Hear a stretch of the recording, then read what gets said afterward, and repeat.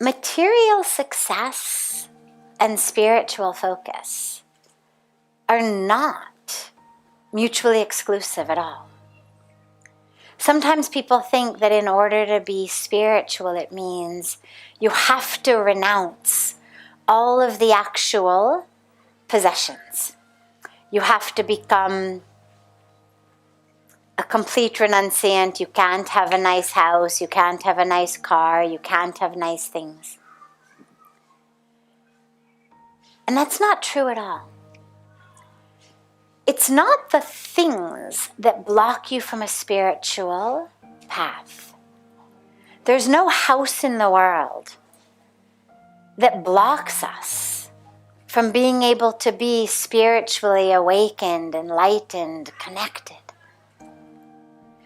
The dilemma is where our mind is focused. So success comes. To some people, it comes through a certain job they have, a certain skill they have. To some people, it comes in an inheritance. Other people win the lottery. I mean, money and physical things come in so many different ways. But they're not the actual problem. The problem is the mental attachment to having more. So having a beautiful car, not a problem. As long as, if tomorrow you don't have a beautiful car, you're still anchored and grounded spiritually. The problem is actually in the mind. If I am focused on, I need to have a car, I need to have a nice car, this guy has a nicer car than I do. Why do I only have a Honda? This guy's got a Mercedes. That's not fair. I want the Mercedes. And of course, tragically, why do we usually want the Mercedes? It's not so much that it's a better drive. It's to show people. I want the Mercedes so that this guy knows I've got the Mercedes. I want the Mercedes so that everybody understands, oh, she's such a success. I want the big house, not because I actually need 9 bedrooms when there's 3 people in the house, but I want the big house taki everyone who comes will say, wow, kya bodyguard hai, amazing. Kahan pahunch gaye. And that everybody will respect me, be envious of me, think that I am some very great person. So that's the dilemma. It's not the house, it's not the car. It's the mind's attachment to those things that makes us stuck. And it's especially what the mind thinks we're going to get from it.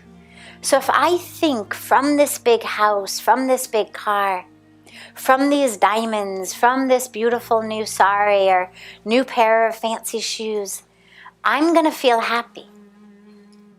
That's the problem.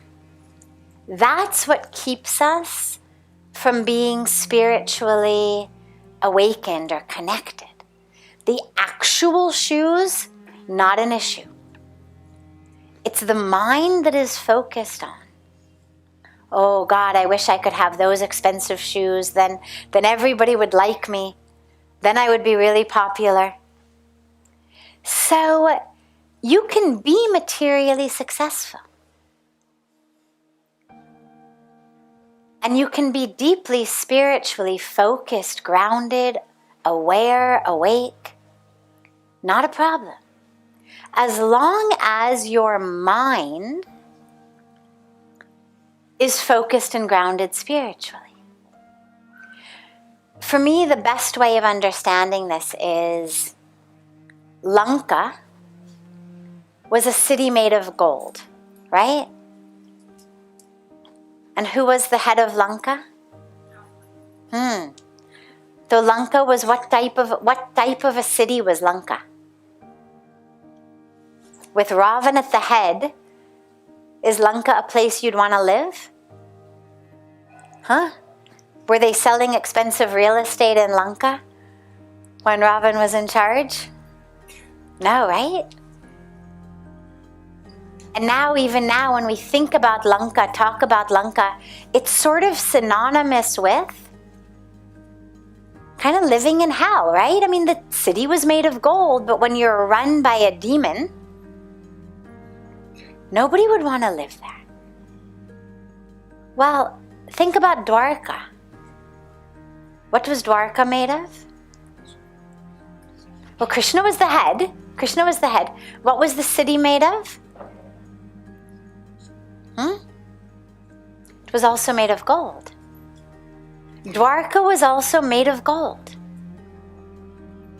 But the head, as you said, was Krishna. So is Dwarka a city we'd like to live in? Right? Dwarka's like a special kind of heaven. Living under Lord Krishna. So it's not the gold. The gold isn't the problem. Lanka was made of gold, Dwarka was made of gold. The problem was the difference between heaven and hell, simply who was running the show. Ravan was running the show, it's Lanka, nobody wants to be there. Krishna's running the show, it's heaven, everybody wants to be there. So that's the issue with the material success, is have the prosperity, no problem. But make sure that who's running your show is Krishna, meaning the divinity, rather than Ravan, meaning the embodiment of greed and ego, lust, that demonic nature. So stay grounded in the divinity, the Krishna in you. And then whether your city is made of gold or your city is made of wood, it's not going to matter. Either way, it's going to be heaven, because you're being run by that divine presence.